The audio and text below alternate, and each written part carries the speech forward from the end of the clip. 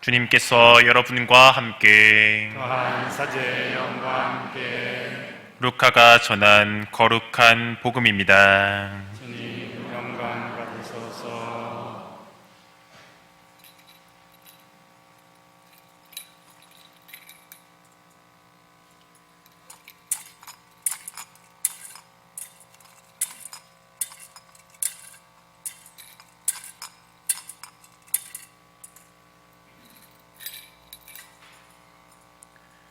그 무렵 아우구스투스 황제에게서 칙령이 내려 온 세상이 호적 등록을 하게 되었다.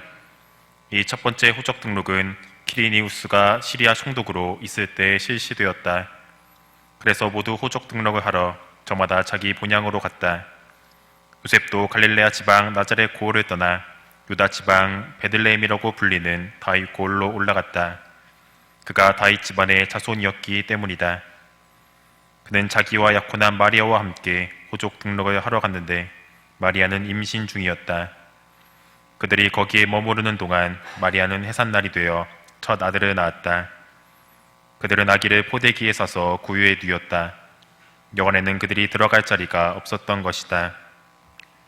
그 고정에는 들에 살면서 밤에도 양떼를 지키는 목자들이 있었다. 그런데 주님의 천사가 다가오고 주님의 영광이 그 목자들의 둘레를 비추었다. 그들은 몹시 두려워하였다. 그러자 천사가 그들에게 말하였다. 두려워하지 마라. 보라, 나는 온 백성에게 큰 기쁨이 될 소식을 너희에게 전한다. 오늘 너희를 위하여 다윗 고을에서 구원자가 태어나셨으니 주 그리스도이시다. 너희는 포대기에 쌓여 구유에 누워있는 아기를 보게 될 터인데 그것이 너희를 위한 표징이다. 그때 갑자기 그 천사 곁에 수많은 하늘의 군대가 나타나 하느님을 이렇게 찬미하였다. 지극히 높은 곳에서는 하느님께 영광, 땅에서는 그분 마음에 드는 사람들에게 평화. 주님의 말씀입니다. 그리스도님. 자리에 앉겠습니다.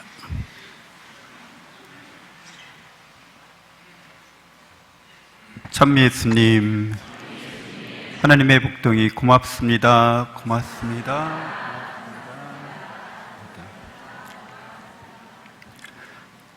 네, 올 한 해 숨가쁘게 달려오셨는데 주님의 성탄도 대림 4주일이 끝나기도 전에 성탄 전야가 닥쳐왔습니다. 이렇게 숨가쁘게 달려온 올 한 해를 예수님은 이렇게 기쁨에 가득 차게 만들어 주셨습니다. 그래서 우리 다 함께 성탄의 기쁨을 크게 소리 높여 외쳐보겠습니다. 메리 크리스마스라고 외치시는데요. 제가 약간 기관지염이 있어서 목소리를 크게 내면 갈라지고 가래가 끓을 수 있어요. 그래서 저는 작게 하는데 여러분은 점강법, 점층법으로 이렇게 첫 번째, 두 번째, 세 번째가 가장 큰 거죠. 네, 메리 크리스마스! 메리 크리스마스! 메리 크리스마스! 크리스마스!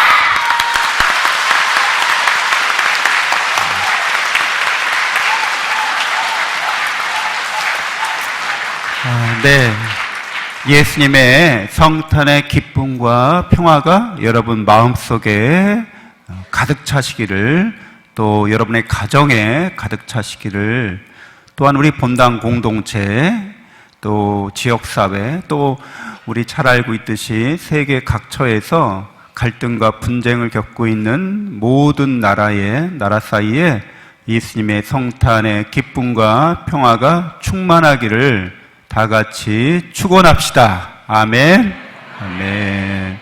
네, 그렇게 되고자, 또 그렇게 되려고 세상이 하나님의 섭리에 따르도록 마음 모아서 기도하면서 이 시간 함께 봉헌하면 좋겠습니다.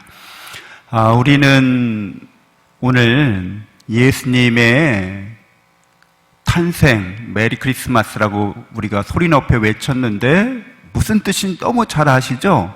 그리스도의 미사라는 뜻이잖아요. 우리가 하고 있는 미사죠. 그러니까 예수님의 생일, 탄생일을 예수님의 제삿날이다 이렇게 말하는 거예요. 세속적으로, 인간적으로 볼 때는 이런 말 들으면 어때요? 굉장히 큰 모욕이 되거나 저주가 되는 거죠. 네 생일날이 네 제삿날인 줄 알아라. 이런 말 들으면 싸울 때 하는 소리잖아요. 네. 예수님의 탄생일에 우리는 뭐라고 외치면서 환호하고 있는 거예요? 메리 크리스마스라고 하는 겁니다. 그래서 예수님의 탄생의 의미, 세상 사람들은 모르잖아요. 예수님의 성탄의 의미를 모릅니다. 그리고 왜 크리스마스라고 하는지도 몰라요. 여기에 하느님의 구원의 신비가 감추어져 있죠. 하느님의 구원의 신비는 필립비서 2장 6절 이하에 나오는 말씀처럼 그분은 하느님과 같은 분이셨지만 굳이 하느님과 같음을 당연하게 여기지 않으시고 당신을 비우셔서 종의 모습으로 여러 사람들과 같은 모습으로 나타나셨습니다. 그분은 죽기까지, 십자가에 죽기까지 순종하셨습니다. 이렇게 예수 그리스도의 탄생을, 그분의 강생을 우리에게 알려주고 있습니다. 그래서 성모님께서 이 몸은 주님의 종입니다 하고 겸손하게 주님 말씀대로 저에게 이루어지길 바랍니다 하고 순종하신 모범을, 신앙인의 모범을 보이셨는데 예수님의 겸손을 우리는 자기를 비우는 겸손이라고 해서 겸허라고 이제 굳이 번역하자면 겸허함이라고 번역할 수 있습니다. 케노시스라는 말이 있어요. 케노시스가 뭐냐면 자기를 비우다 이런 뜻입니다. 하느님과 같으신 분, 하느님의 아드님이 자기를 비워서 사람으로 오신 날이라는 거예요. 그래서 이 겸허함은 우리로 하여금 당연히 성모 마리아와 같은 겸손을 본받게 합니다. 그래서 오늘 제 이독서에서 바오로 사도가 우리에게 이렇게 말씀해주고 있어요. 티토서의 말씀에서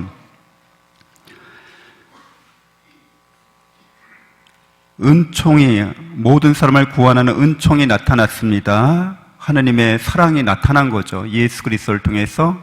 그래서 그분의 겸허함으로, 그분의 탄생으로, 그분의 죽음과 부활의 사건으로 우리 모두가 죄악과 죽음에서 구원받게 해주셨습니다. 은총이 드러난 사건, 메리 크리스마스인 거죠. 그래서 이 은총이 우리를 교육해서 우리를 가르친다는 거죠. 예수님의 탄생과 죽음과 부활의 사건이 우리를 가르칩니다. 그래서 불경함과 속된 욕망을 버리게 합니다. 불경하다, 이 말은 어떤 때 쓰냐면 교만할 때 쓰는 거죠. 그래서 불경하다 하는 것은 마땅히 공경과 흠숭을 드려야 되는데 그거 하지 않는 거를 우리가 불경하다 하잖아요. 그러니까 하느님께 마땅히 찬양과 영광을 드려야 하는데 그 드리지 않는 걸 말합니다. 그래서 교만을 말합니다. 불경하다는 것은. 그래서 교만한 사람은 하느님께 감사하지도 않고 또 하느님 안에서 기뻐하지도 않습니다. 그런데 그 불경함에 대해서 우리는 겸손함으로, 겸허함으로 이렇게 성모님처럼 또 예수님의 겸허함을 본받는 사람이 되어야겠습니다. 속된 욕망을 버리고 이렇게 말씀하고 계세요. 속된 욕망이라고 하는 것은 우리가 거룩한 욕망을 왜곡시킨 거죠. 그래서 여러분 다 욕망이 있으시죠? 네, 욕망이 없는 사람들 있나요, 여기? 욕심 없는 사람들 있어요? 여기 살아있으면 안 되죠. 공동묘지에 가면 욕심 없는 사람들을 보게 됩니다. 네, 여러분 살아있기 때문에 욕망이 있으시죠? 그런데 바오로 사도는 우리에게 속된 욕망을 버리라고 말합니다. 모든 욕망을 버리라는 게 아니라 속된 욕망을 버리고 그 대신 우리가 어떤 욕망을 가져야 하겠어요? 당연하게도 거룩한 욕망을 가져야 합니다. 거룩한 욕망이라고 하는 것은 우리가 속된 욕망에 따르면 여러분들은 사랑받고자 하는 갈망이 있으시죠? 다? 누구한테 사랑받고 싶어 하세요? 자매님들? 특별히 누구한테 자매님들 사랑받고 싶으세요? 남편에게, 형제님에게 사랑받고 싶지 않으세요? 이제 그렇다고 말씀해 주세요. 여기 다 그래야 네, 서로 다 끄떡끄떡 하는 거죠. 다 뭐 한두 번 해보셨습니까? 우리 형제님들은 누구한테 사랑받고 싶으세요? 부인에게서, 아내에게서 사랑받고 싶으신 거죠. 당연한 겁니다. 근데 그런 남편이나 아내에게서 이 세상에 이 사람들에게 사랑받고자 하는 우리의 갈망이 충족됩니까? 잘 충족됩니까? 잘 충족되지 않죠. 안타깝게도. 그래서 남편에게, 아내에게 사랑받고자 우리가 그런 갈망을, 그런 욕망을 내보게 되면 그 욕망이 크면 클수록 어떻게 돼요? 실망도 커집니다. 그래서 이렇게 세상으로부터 사랑받고자 하는 우리의 갈망은 충족되기 어렵습니다. 충족되기가 불가능합니다. 그래서 나중에 실망하고 그것 때문에 갈등을 일으키고 그것 때문에 뭐 싸움과 분쟁이 일어날 수 있어요. 근데 이게 번지수를 잘못 찾았다는 거잖아요. 거룩한 욕망은 뭐라고 말해주는 거예요? 너희가 사랑받고자 하는 그 거룩한 욕망은 예수님을 통해서 우리에게 충족되었다고 말합니다. 그래서 여러분은 영원한 사랑을 하나님께로부터 받고 있죠? 아멘?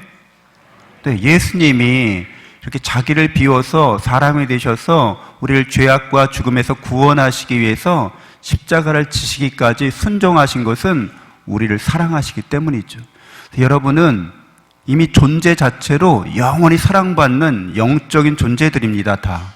여러분이 영적인 존재라는 것을, 사랑받는 영적인 존재라는 것을 예수님을 통해서 깨달을 수 있어야 합니다. 성경 말씀을 통해서 깨달을 수 있어야 합니다. 그리고 확신할 수 있어야 합니다. 우리가 영적으로 영원한 사랑을 받는 그 갈망이 채워졌다고 하는 것, 충족됐다고 하는 것은 우리에게 평화를 가져옵니다. 사람에게 바라는 사랑은 충족되지 않아서 늘 때때로 충족될 수 있지만 그게 항상 이렇게 성실하게, 항구하게, 지속적이지 않아서 늘 확인해야 되잖아요. 자매님들이 그런 확인을 많이 하시고 싶어 하시잖아요. 나 사랑해? 뭐 얼마만큼 사랑해?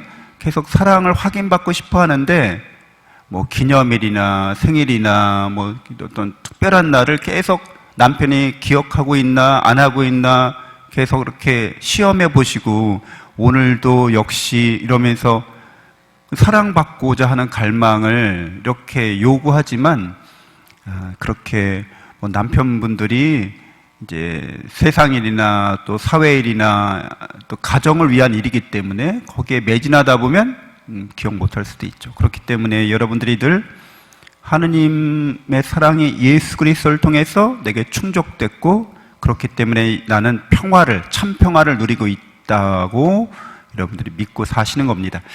그리고 이 세상적인 속된 욕망은 우리로 하여금 소유욕을 자극합니다. 그래서 여러분들 세상에 대한 욕망을 품고 사는 사람들이 뭐 슈퍼리치라고 하는 사람들이 그 세상 재물 욕심을 충족시키고 내가 세상 재물을 너무 많이 얻어서 평화롭고 만족해, 이런 사람 한 사람이라도 보셨어요?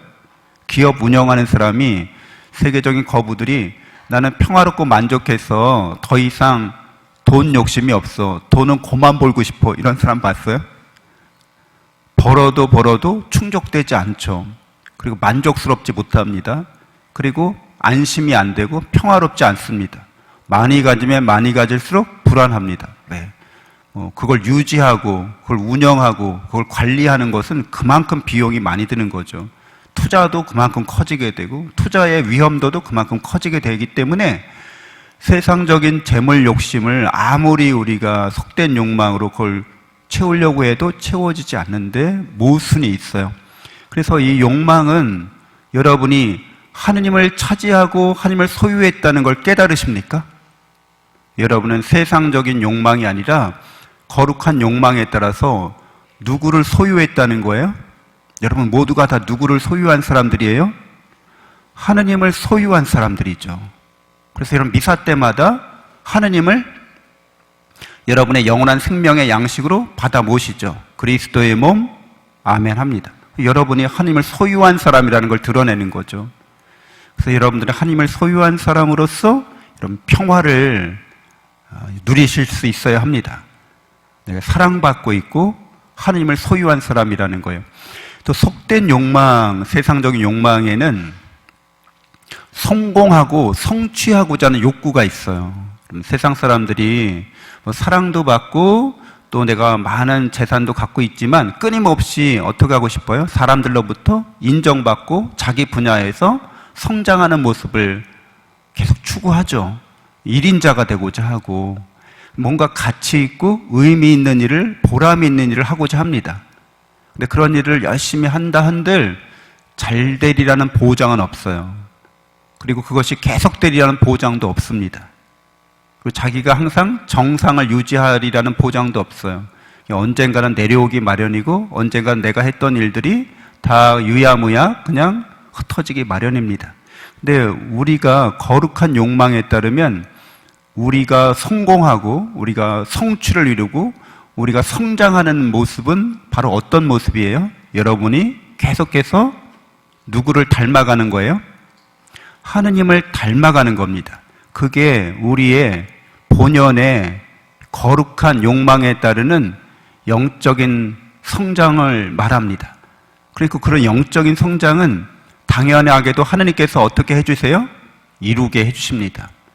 여러분이 노력해서 이룬다기보다도 예수 그리스도를 믿음으로 예수님이 그렇게 해주신다는 거죠. 우리의 노력으로 성장하는 게 아니라 은총으로 우리는 늘 예수님의 사랑으로 예수님처럼 예수님을 닮아갈 수 있다고 우리가 믿습니다. 그래서 우리는 세상 살면서 이 세상 사람들이 사랑받기를 원하고 또 소유하기를 원하고 또 성공하기를 원하는데 세상적인 욕망들은 충족되지 않는구나. 그리고 만족스럽지 않고 영원한 참된 평화를 주지 못하지만 예수 그리스도를 통해서 드러난 하나님의 사랑이 우리를 충족시키고 하나님을 소유하게 하고 또 하나님을 닮아가게 합니다. 그래서 우리는 이 예수님의 사랑을 깨닫고 믿음으로써 우리 안에서 그렇게 거룩한 사랑의 불길이 이제 타오르길 원하는 거죠. 우리는 이제 모든 걸 받았기 때문에 그 안에 머물고 생활하면서 그 은총 안에서 열매를 맺어가면 됩니다. 우리의 힘과 노력이 아니라 하느님의 사랑과 은총이 그 안에 머물러 있는 한 우리를 그렇게 변화시켜 가리라고 희망할 수 있게 됩니다. 그래서 우리는 세상 사람들에게 이제 예수님을 전하는 거야말로 하느님께서 우리에게 원하시는 것, 나 혼자만 그렇게 사랑을 받고 또 소유하고 또 성장하는 게 아니라 함께 사랑받고 함께 소유하고 함께 성장해 나가는 거죠. 천사가 이렇게 말합니다. 지극히 높은 곳에서는 하느님께 영광, 땅에서는 그분 마음에 드는 사람들에게 평화라고 말씀하시는데 그분 마음에 드는 것은 우리가 예수님의 사랑 안에 머물러 사는 거예요. 예수님과 함께 사는 겁니다. 그래서 혹시 신자분들 중에 나는 내가 뭔가 인격적으로 도덕적으로 윤리적으로 부족하기 때문에 난 신자 자격이 없어 이렇게 말하는 분들이 혹시 있을 수도 있잖아요. 그리스도교는 그런 종교가 아니에요. 그리스도교는 유교처럼 수신제가 치국 평천하 이렇게 해서 성인 군자가 되려고 하는 종교가 아니에요.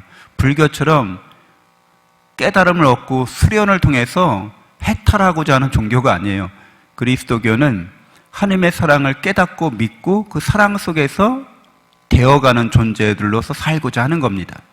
여러분들이 이렇게 예수님의 사랑을 깨닫고 믿을 뿐만 아니라 나는 늘 예수님의 힘입어서 그렇게 살아갈 뿐이라는 거예요. 예수님을 닮아가려고 그냥 나름대로 노력할 뿐이라는 거예요.